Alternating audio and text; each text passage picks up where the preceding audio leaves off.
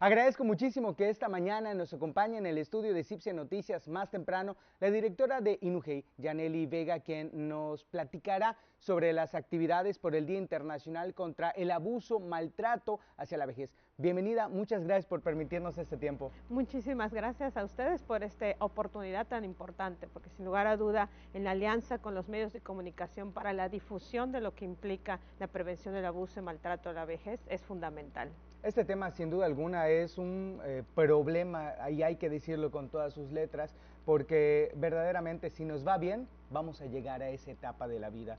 Y creo que a nadie les gustaría estar pasado por una etapa, por un momento de abuso o violencia, ¿no? Es correcto. Debemos recordar que todos los años en esta fecha, en el 15 de junio, es donde conmemoramos esta toma de conciencia. El nombre lo dice todo, ¿no? Es acercarnos a qué es lo que realmente está ocurriendo. Por lo general, pasamos por la calle y creemos que las personas mayores no están siendo sujetos de algún abuso o maltrato porque no se les ve, pero hay que recordar que el principal abuso que existe en las personas mayores es el psicológico y justamente eso no lo logramos percibir a primera vista, ¿no? Y de ahí la importancia de adentrarnos en ello. De lo que ustedes han investigado, de lo que ustedes han visto, ¿cuáles son los tipos de violencia que más sufre este sector de la población?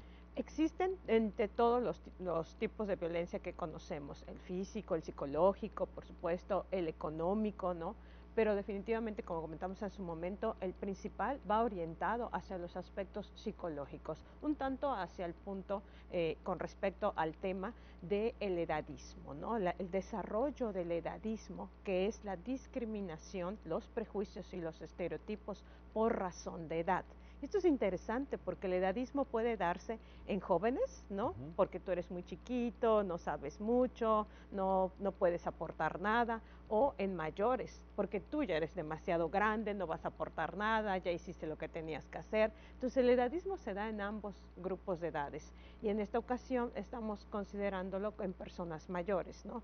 De cómo esta influencia de lo que decimos, de cómo nos desenvolvemos y lo que hacemos hace que la persona empiece a sentirse mal, empiece con otra serie de complicaciones, no solo psicológicas, sino incluso físicas, económicas, y es una cascada de dinámicas que conllevan a la persona a una situación crítica. Y es que hay que entender que el tema de la edad pues es como una escalera. Mientras tú sigas activo, mientras tú sigas en la dinámica de estar moviéndote, pues tú sigues subiendo. Cuando llega la etapa de que te quedas estático, empiezas el proceso de apagado automático y es justamente en donde entra esta situación.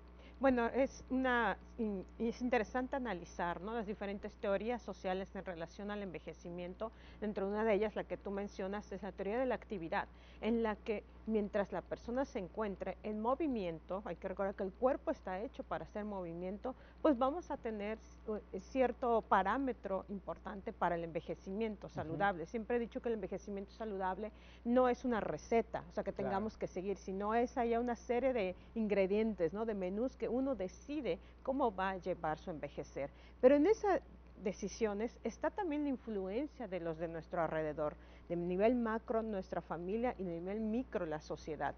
Porque es importante recordar que el abuso y maltrato en la vejez desafortunadamente se da de manera muy importante en el núcleo de la familia. Entonces, cambiar nuestra forma de expresarnos y de dirigirnos hacia las personas mayores, empezando con nuestra familia, es fundamental. Es justo lo que le iba a preguntar, ¿quiénes son los, no quiero llamar culpables, sino los responsables? ¿En quién cae la responsabilidad? ¿En los adultos mayores en el trato desde la niñez o desde que son jóvenes? ¿O en los jóvenes? ¿En quién caería? Esto es interesante porque la responsabilidad de qué hacer con las personas mayores y sus derechos es de todos. Yo siempre les he referido a los alumnos de INUGEI, que son personas mayores, que quienes tienen que salir ahora sí que a velar por sus derechos son ellos mismos. Pero desde luego, la familia, la comunidad, la política pública tendría que estar orientada hacia el camino correcto de la atención de las personas mayores. Algo tan sencillo como una palabra algo sobre el glosario, hablando del glosario, ¿no? Del edadismo, hay una palabra que se llama elder speak, que es esta manera en cómo nos dirigimos a las personas mayores. Vemos a una persona mayor, lo primero que hacemos es, ay abuelito, ay papito, ay más bonito, ¿no? Y los empezamos a hacer una serie de dinámicas que los infantilizamos. Esa infantilización puede llegar a la despersonalización e incluso a la deshumanización, y cambiar esa forma de dirigirnos a las personas mayores es fundamental. Por eso insisto, desde la familia que podemos hacer mucho e ir abarcando otras vertientes. No hay un solo responsable, todos tenemos que estar en esta dinámica. Y desafortunadamente este tipo de situaciones, usted por favor, si me equivoco, corríjame, puede deteriorar la calidad de vida y acortar el tiempo de la estancia del adulto mayor. Definitivamente, está comprobado y lo podemos encontrar en las investigaciones que se dan sobre el tema del edadismo, en el que el desarrollar acciones discriminatorias, de prejuicios o de estereotipos en función de las personas mayores les va a conllevar a consecuencias psicológicas. Empiezan los temas de la depresión, de la angustia, de la ansiedad, vienen otros tipos de complicaciones como alteraciones cognitivas, incluso presencia de elementos de situación crítica económica, de aislamiento social, de soledad. O sea, todo es una cadenita, ¿no? Empieza también la dinámica de factores físicos, porque dejan de comer, dejan de alimentarse correctamente, ya no salen y empiezan problemas de salud. O sea, hay una cadena inmediata que hasta el suicidio nos puede llegar esta parte, ¿no?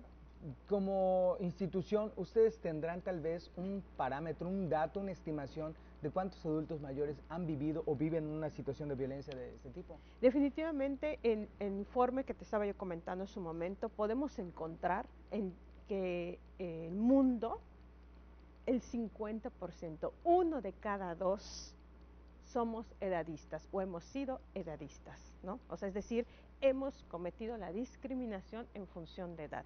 México, de acuerdo al parámetro en todo lo que son los países en cuanto a la caracterización de edadistas, se encuentra en una prevalencia moderada.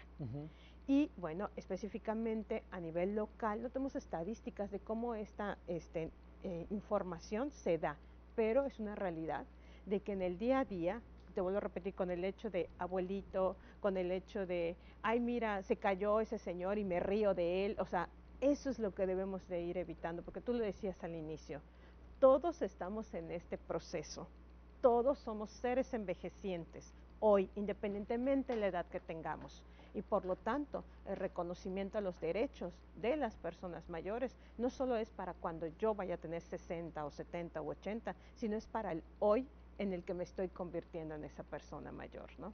Y es que, bueno, si esto lo vemos desde el lado social y si lo vemos desde el lado legal, es un delito maltratar a los adultos Definitivamente, mayores. existe mucho amparo, afortunadamente ahora, ¿no? En cuanto a la parte legislativa, pero también es una realidad que todavía hay mucho por trabajar sobre principalmente la protección en materia de los derechos de las personas mayores. Entonces, lo principal es empezar a desarrollar este tipo de dinámicas educacionales, fomentar la solidaridad intergeneracional, porque esto es interesante, cuando metemos a 2 generaciones diferentes y comparten datos entre uno y otro, nos damos cuenta que no es tan malo envejecer, ¿no?